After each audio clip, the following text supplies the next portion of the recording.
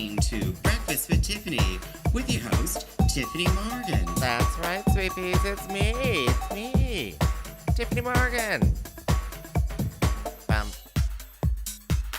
Well, hello there, my little sweeties, my little love muffins from all around the big blue world. This is your hostess, Miss Tiffany Morgan, calling to you live from Kingston, Ontario, Canada, the home of limestone and the home to me, Miss Tiffany Morgan. Yes, and it's also home to Ben Rodgers. So this is the second part of a two-part series. So last week we talked to Ben, and he kind of talked about um, his survivor story from conversion therapy. And this week we're doing the second part to that interview because out of this tragedy comes the city of Kingston banning conversion therapy, and I think a lot of it has. We have to tip our hats to Ben for this because him sharing the anyway. I will leave that second part to right now, and I do want to also say that the Grow with Tea hashtag Grow with Tea. Well, I have a video of that where I'm collecting some seeds later on and also talking about saving containers. But anyway, let's just get straight into chatting here with Ben. And welcome. Oh, by the way, you're listening to CFRC 101.9 FM here in Kingston, Ontario, and Campus Community Radio show. So I love CFRC. If you want to donate to CFRC, you can go to, actually here, let me get this out. So cfrc.ca/donate now. So that's cfrc.ca/donate now. And yeah, it's all for a good cause. But without any further ado, let's play that second part with Ben. I'm here with Ben Rodgers, and this is turning into a great interview. Chatting with you, like I listening to your story of the attempted conversion therapy done to you and your history and how it's kind of rocked your kind of your spiritual path and stuff like that. It's pretty hard to fathom it for me because I haven't been through that experience. But I want to kind of focus now on the kind of positives today, right? So this Yeah. happened to you some time ago. 16 years ago now. 16 years ago. And then more recently you became more vocal about it. So how did you kind of fall into that? How did you come out with your story?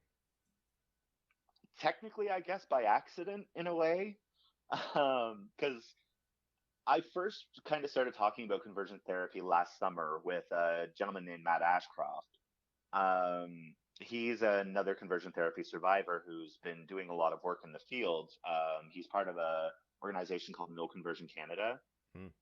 who is 100% informed, is lobbying for the bill C6 to go through, which is a ban on conversion therapy at the federal level. At the federal, yeah. Yep. And so I got talking to him, and initially I didn't want to go forward with anything. I was just like, I'm at a decent point in my life. I like what could actually happen from this. I went into all those questions, and it was a lot of still fear based. It was very much that fear of having to go back into that trauma Yeah. when I'd spent so many years trying to push it under the rug. So I kind of got lost with that factor, and I was just like, no, no, no, no, no. You know, I wanna. We've talked about it. I understand what conversion therapy is now. I'm okay with this for now. And then in September, an article ended up coming out in the Kingstonist, and some videos came out with regards to the church, and they're still horrible rhetoric against the gay community and against people of color, against the Muslim community, the horrible things they've been saying.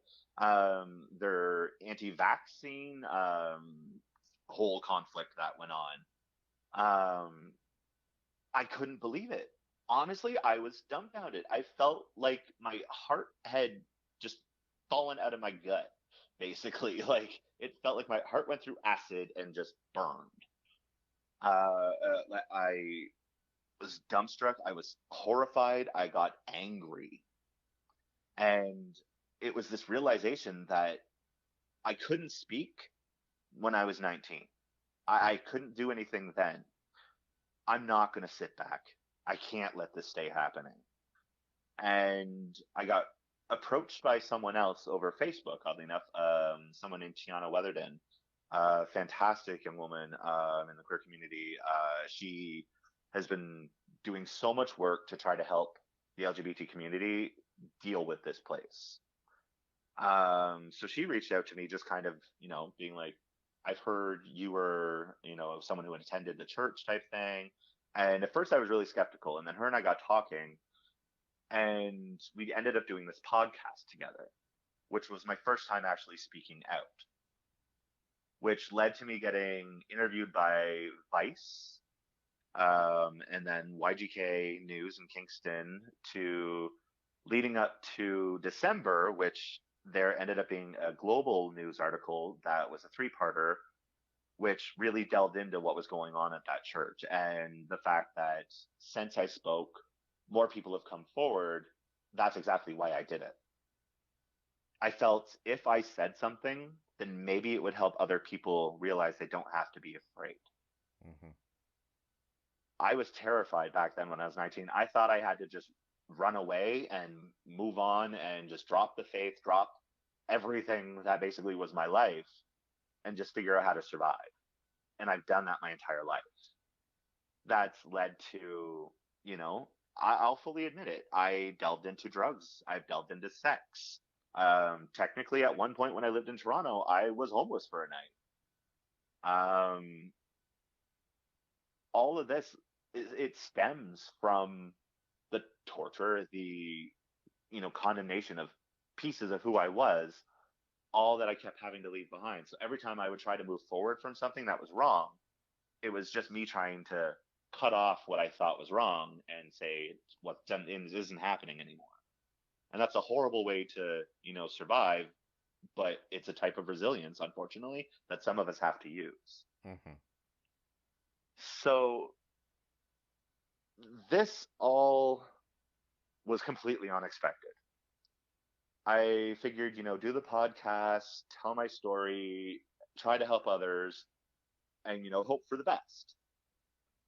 And then all of a sudden, it got noticed, and people started coming forward. People started messaging me from the queer community, and like I've had pastors message me. I've had some people that I knew from when I went to the church that had messaged me apologizing for the part they might have had to play, or apologizing for just simply what happened. And that's been really neat. It's been a really freeing experience to finally be able to let go of all that hate and all that fear that I had. 16 years of fear and hatred built up that I finally got to just let out. Well, that is great. Yeah. You're finally, healing. This is like the healing process sort of thing that you're describing. Yep. That's great. Exactly. That's great. And so then I ended up hearing that there was a motion put forward at City Hall, which, led to me really wanting to speak up. And that led to, that advocate side of me really saying, yeah, let's do this. Yeah, because I really kind of got into this conversation when I started looking at your lobbying. So you were like front and center presenting to the Kingston City Council and stuff like that, and I'm hearing that you're doing other work out there. So how has this experience been? Like you I'm sure your statement was one of the major factors for why Kingston City Council voted to ban conversion therapy, one of the first municipalities. Congratulations, by the way. Congratulations. Thank you. But what are some of your experiences with this, and maybe if you can tell us some of what your future plans are here too. Yeah, definitely. So it has been a whirlwind of an experience. So when I heard that council, actually, even before I heard that council was doing something, I started reaching out to people. I started reaching out to MPPs, MPs, basically trying to see what I could do. Because I found out about Bill C6 and I was like, all right, let's work on something I know is tangible that already is happening. And, that was a good start, except I realized very instantly that that was not enough. Nothing was happening locally. Why? If it's happening, like if conversion therapy is happening locally, why aren't we doing anything about it locally? And, on top of that, this is my hometown. I'm not going to sit by and let my home be continued to be hurt like that. And so, I put, I I pulled my skirt up and, lashed on the extra strong bra and I went forward and it was just, I tell you, it was extremely nerve wracking once I actually started speaking because it was the first time I'd ever been able to confront one of the leaders from the church Hmm. with regards to what happened. And that was a really strange experience. Um, it was a good experience, though, too.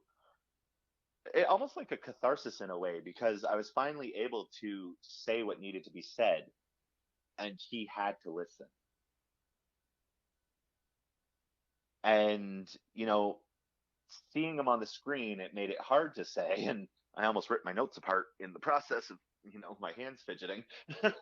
Yeah. um, but I had to get it out there. And I only told a part of my story. Like, that was just one piece, just to try to get the point forward. And I'm so thankful that, the council took what I said to heart and really paid attention to the facts of what conversion therapy is and what it does.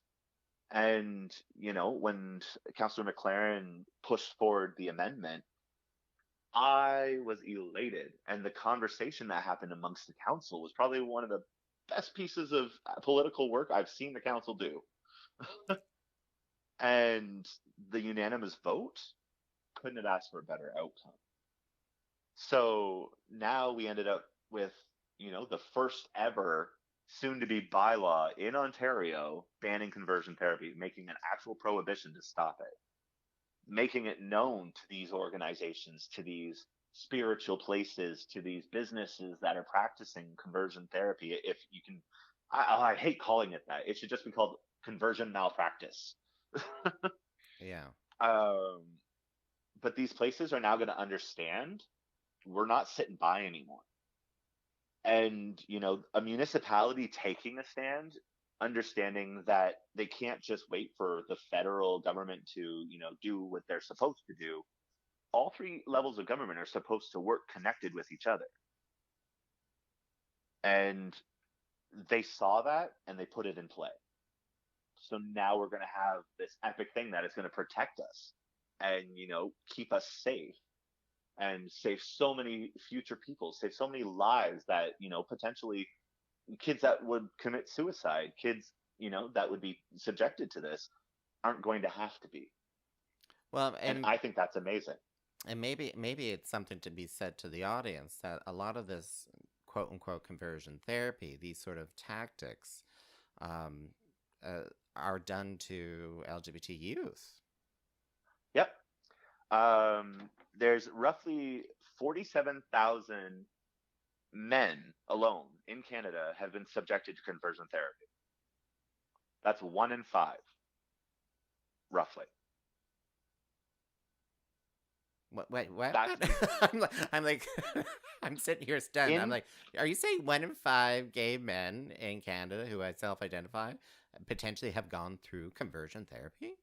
Yep, have experienced some level of conversion therapy practice. Wow.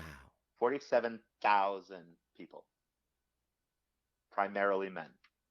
And Um, these kind and just for the audience too, these kind yeah, of therapies could range from just talk therapy, just sitting down and talking about it and trying to convert you sort of thing, to even what you experienced there was a very physical kind of contact Yep. sort of thing. And it can actually lead to worse than that. There are people that have gone through shock Hmm. therapies, literal torture therapies, where they're made to look at images to correct their, senses, sent away to camps.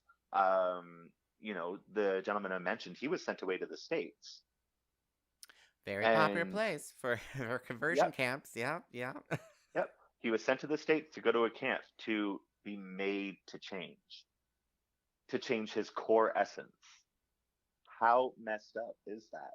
Yeah. And then you have like people that are going against this. Like we had MP Derek Sloan was potentially supposed to speak at the meeting as well, and he got axed from the meeting by a large percentage vote, which is very very rare for council to do. And I don't disallow. Like I feel opposition is great because healthy debate is just that. It's healthy. However, one-sided extreme commentary makes it doesn't benefit the conversation. Well, and and knowing Derek Sloan's problems that he's currently facing right now, it's Yeah, probably a good really. thing he didn't speak. My goodness Yeah, sakes. seriously. But Um, and I'm alluding to the so fact that yeah, he's being kicked out of the Conservative Party. Um, yep. yeah. I mean, it just shows where his values lie, right? Well, let's let's Well, no, let, like I'm well not let saying he's a bad person overall. Just I I, mean, I keep track of what you're doing. Like be comprehensive of what you're actually doing. You're an MP. You are constantly in the limelight, no matter what you want to think. And if you're like constantly, going against LGBT lobbies, against things like conversion therapy, against common human rights, that seems well illogical in my mind, but wrong. Well, and uh, let's speak to so I'm going a little off script here. So the federal government, they are definitely yeah, putting through a bill right now that's currently in reading, I believe, to make it like in the criminal code, I believe, that there's no conversion therapy, and some people yeah, say they're like, well, why do we need to do that? And like I said, the youth, right? Because the youth don't yeah, have their own say. If you're under the age of, 18, well, even at 19 or something like that, how do you know? yeah, So that's the importance for why this needs to be banned. absolutely. um, Not just to protect children but everyone, literally, because one of the key age areas is actually between 18 and roughly 25, because people are in one of the most vulnerable states at that time of life. Then you have the younger generation, which is in the puberty years, are also very highly sought after age category. I don't recall the exact stats, so I don't want to be totally quoted Yeah, on that. yeah. Double check that for yourselves, audience. I always say correct me if I'm wrong, and I'm willing to accept positive critique. But those are the numbers I recall that are generally highly targeted because of they're very very vulnerable in those states. All right. Um, So, the bill is going to ban conversion therapy at the federal level. It's currently going into its third reading when things resume, and then it'll go over to the Senate for the same process. mhm. That's where we are now with the bill. If that passes, awesome, but we still have to make sure the municipals come. So you said to mention what I'm doing in the future. Yes. Well, I'm working on Belleville now. So I moved to Belleville last year, and well, I guess a little over a year ago now, and I found out that there are some people that are from this area that have also experienced conversion therapy from this area. So that put a little extra fuel under my arse to really kick into gear, and it's like if one municipality can do this, the rest should as well. There's no reason that it can't be done, clearly, because it's being done. There's a couple other municipalities in, I believe it's Calgary, Vancouver, yeah, Calgary, and another place in Alberta, and Saskatoon just recently approved in one of their municipalities to set up a ban. So it's slowly coming to fruition. The Uh, tide is rolling in for the ban. Yeah, yeah.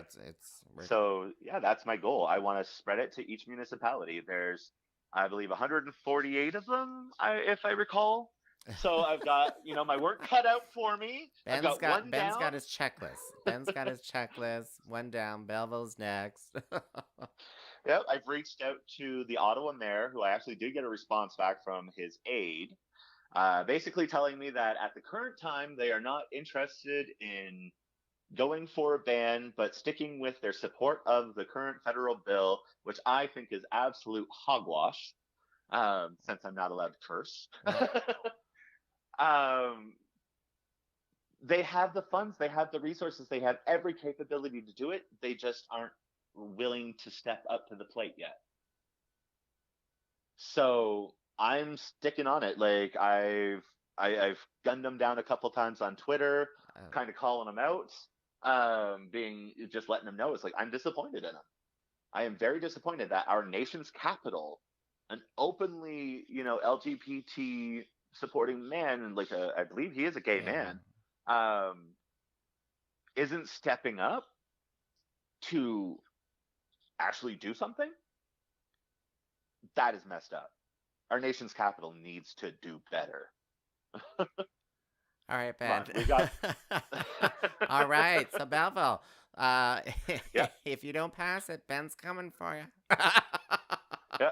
Well, I recently got to talk to a counselor here in Belleville, which is You're not getting a he's thank you willing to card. help me out. Yeah, if you don't pass it. And oh, I tell you, they're gonna get so much more than thank you cards from people when all this goes through, because the people that they're helping, their voices are rising right now, and there's a call out that's coming up from people that needs to get heard. And if the municipal governments aren't willing to listen, then maybe they need to consider what they're doing.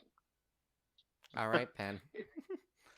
Well, thank you so much for sitting here and sharing your story with me.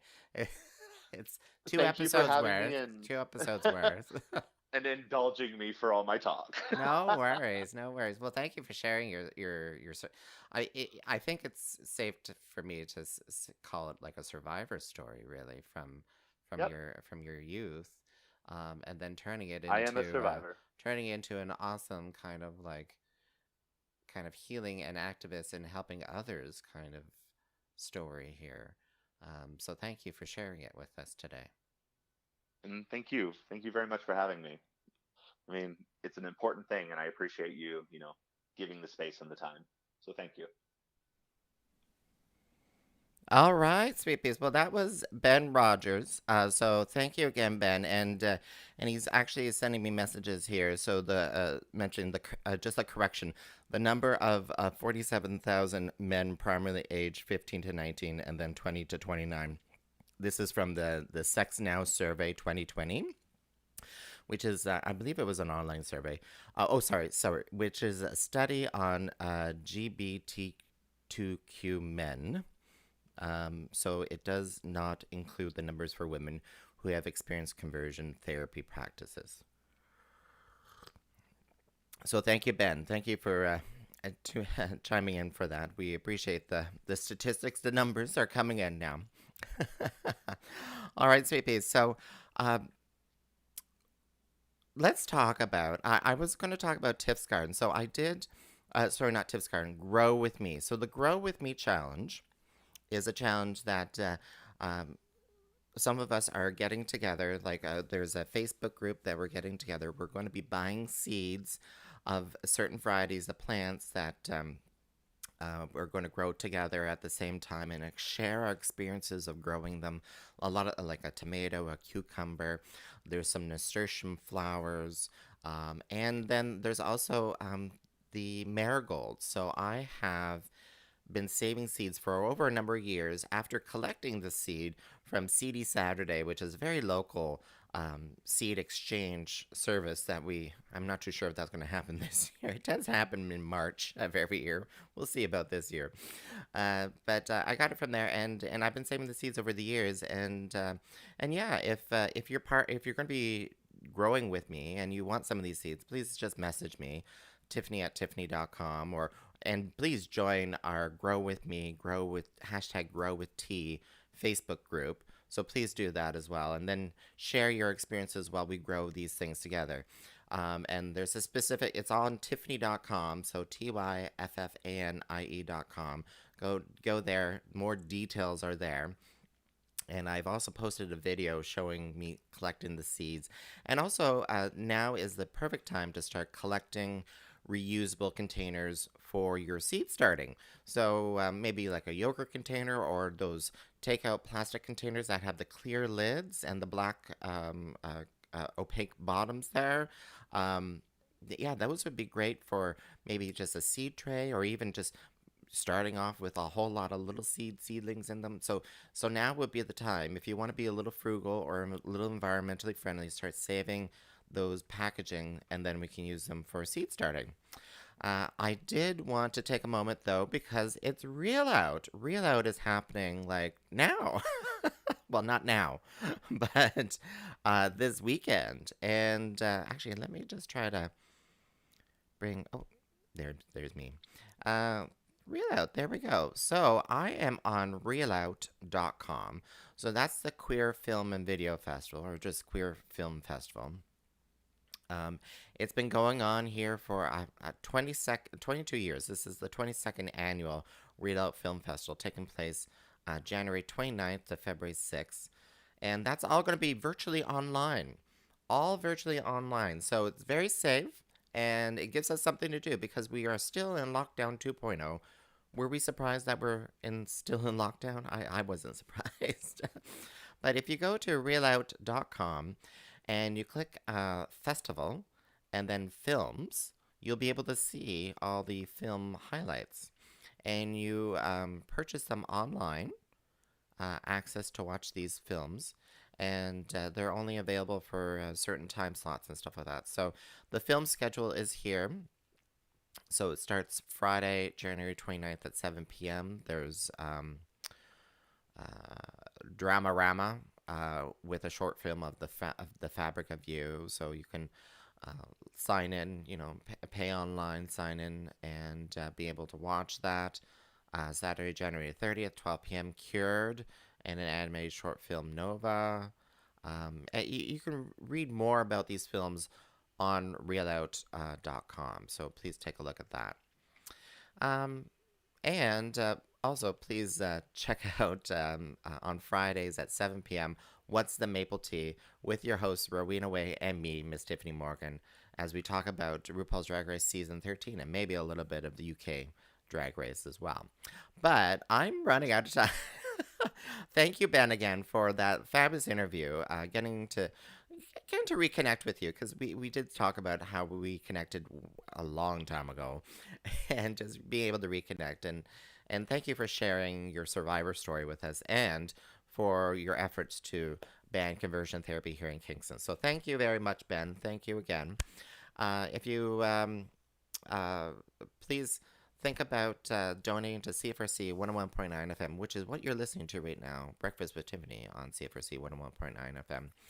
And yeah, sweet peas. So there's lots of Reel Out events happening online. Go to reelout.com and check out the Grow With Me. We're going to get into the growing season very soon. It's nurturing to be able to plant seed and watch it grow. It's nurturing and definitely great for the mind, body, and soul. But sweet peas, I'm going to let you go. Mwah! You stay safe now.